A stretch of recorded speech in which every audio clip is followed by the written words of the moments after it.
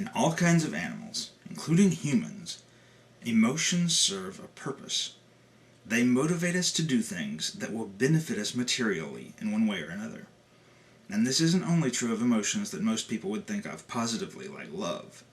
Our negative emotions also serve a purpose. For instance, jealousy may seem to be a negative emotion, and it can certainly get out of hand and cause us problems. But the ability to feel jealousy benefits us materially, because it motivates us to keep possession of things we already have, and to pursue things we don't already have that will be of benefit to us. As an example, you may be married. If you are, you probably find some benefit in being in that condition, and you'd probably like to stay that way. Therefore, if you find that your spouse is giving some undue attention to someone you think of as a rival, you may feel jealousy, and you may be inclined to try to limit your spouse's contact with that person. That benefits you by decreasing the likelihood that your spouse will find the opportunity and the temptation to leave you. And what's more, animals that don't have a need for a particular emotion usually don't have it. Animals whose ways of making a living aren't especially conducive to social structure don't experience connections to others in the same way social animals, like humans, dogs, horses, and others do. For instance, animals that don't need to rear their children will still feel a strong drive to mate and produce offspring, but they have no attachment or concern for them once they're produced. For instance, a frog probably isn't thinking, I wonder what types of tadpoles and little frogs these eggs will become when they hatch out, as it's hopping out of the pond. In other words, emotions have an adaptive nature. We have them only because we need them. This fact asks us an interesting question when we read the Bible, because it presents Yahweh as being one very emotional God. He's described as having love, even being a God of love, but he's also described as having anger and rage. And although the Old Testament says he's slow to anger, its descriptions of him don't actually seem to be that way. He gets mad when the Israelites are afraid to fight giant warriors in the land of Canaan, and he sends them off to die in the wilderness as a result, even though they later admit they were wrong and are willing to carry through with the original plan of fighting the giants. He gets mad at them when they complain that eating the manna in the wilderness has become boring, and then when they overeat some quail he sends them, he gets so angry he kills a bunch of them. The Bible even tells of times when God gets so enraged, his human servants have to talk him out of rash decisions. In other words, in some cases, he's more emotional than the humans who worship him.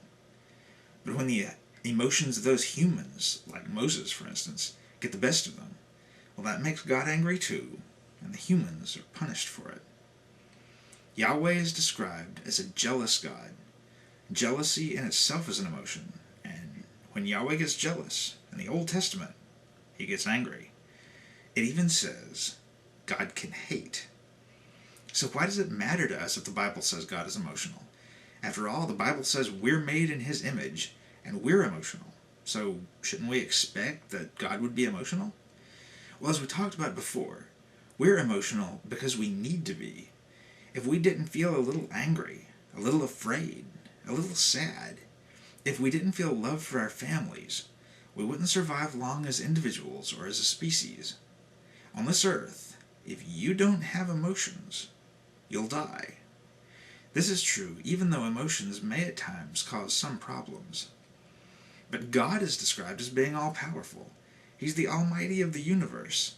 He existed before creation and will exist forever. If this is true of God, then he certainly doesn't need us.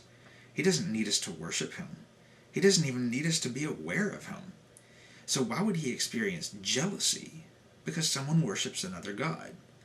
Especially since, according to the Bible, he's the only God. That would mean they were worshiping another god that didn't exist. That would also mean he's jealous of a God that doesn't exist for getting worship that he himself doesn't need.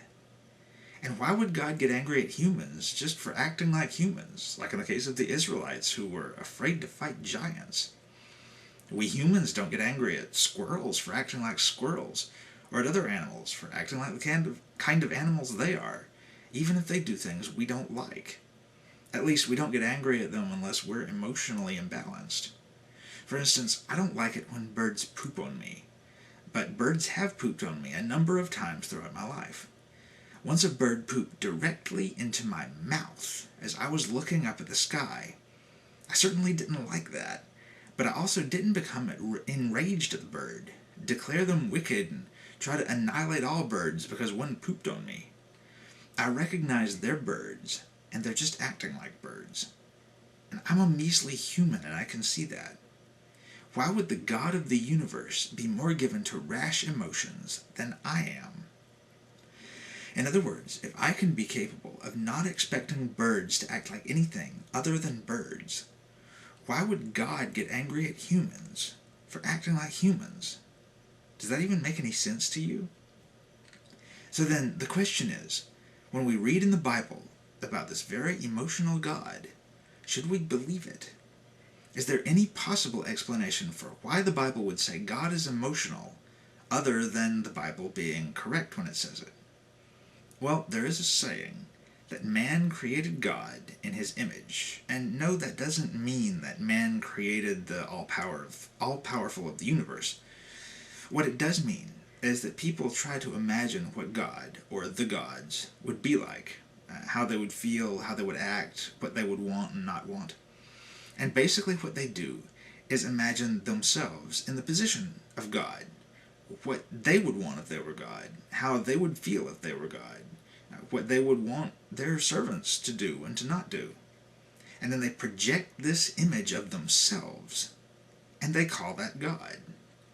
So we can ask ourselves, when the Bible writers described an emotional, whimsical, needy, obsessed, jealous, and very angry God, which is precisely the kind of God they described in a lot of cases, were they actually drawing us a picture of the real God?